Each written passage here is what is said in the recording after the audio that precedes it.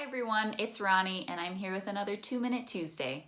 So today I want to help you understand the staples list. So the staples list is a place where you can keep frequently purchased items that won't necessarily appear on your shopping list normally because they aren't ingredients in your planned recipes. These can be things such as household items like shampoo and deodorant, or other food items that you just buy on a regular basis like eggs or oatmeal, but they aren't necessarily included in a recipe. So when you first start your Plan to Eat account, your staples list comes pre-loaded with a few items to kind of give you an idea of the things that you can add on this list.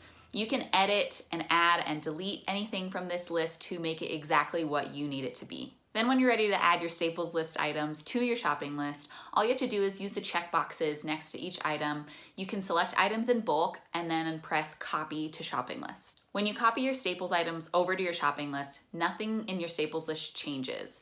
You are simply just making a copy of those items and adding them into your shopping list so you remember to get them on your shopping trip. One thing to be aware of with staples items is that they act like manually added items, so they're not connected to a date range in your shopping list, and they might appear in your shopping list in the future if you didn't cross them off in your previous shopping trip. If you ever have items, either from the staples list or manually added items, still on your shopping list from a previous shopping trip, you can either tap them off individually or you can use the Restore List button to remove them all at once. You can access the staples list on both the app and the website to keep track of the extra things that you need to buy when you go to the grocery store.